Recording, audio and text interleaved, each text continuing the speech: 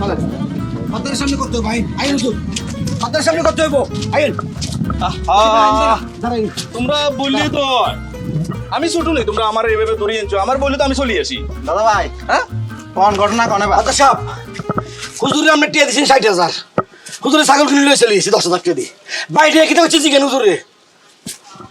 সর্দার সাহেব, আপনার যে 60,000 টাকা দিচ্ছেন গরু কেনার জন্য, গরুও কিনতাম, তবে এখানে একটা কাহিনী আছে। আমার বিবি গরুর মাংস খায় না, বুঝছেন নি? তো তাই ছাগল কিনতে বাইর দিয়েছি। বিবি কি জিনিস সর্দার সাহেব, আজকে আপনি অনেক বছর হারে হারে টের পাইতেছেন। আপনার বিবি নাই, আপনিই বুঝেন। কে বলেছে আমার বেবি নাই? আমার বেবি আমার কলবে আছে। সর্দার সাহেব, আপনার জায়গায় থাকলে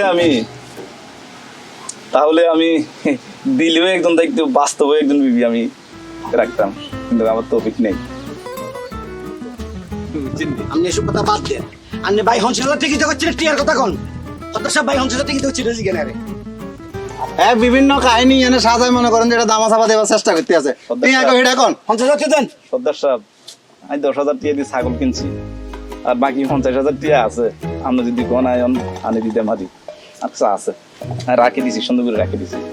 ঠিক আছে হুজুর, লাগবে না। আপনি এই 50,000 টাকা অন্য একটা কোনো ভালো কাজে লাগাইবেন। ঠিক আছে, যান। চিরকৃতজ্ঞ সর্দার সাহেব, ধন্যবাদ। আমি একটা সালাম করি আপনাকে। না লাগবে না। আপনি সম্মানিত ব্যক্তি, লাগবে না। আসি সর্দার সাহেব, আসি। আসসালামু আলাইকুম।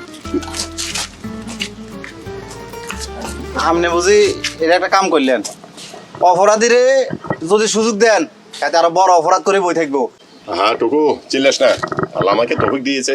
হুজুর কয় টাকা বেতন পায়? পরিবার নিয়ে এখন যে দ্রব্যমূল্য উদ্যোগতি, পরিবার নিয়ে চলাই তো মুশকিল। থাক, একটা কাজে লাগাবে। এটা নিয়ে আর বাড়াবাড়ি করিস না, যা।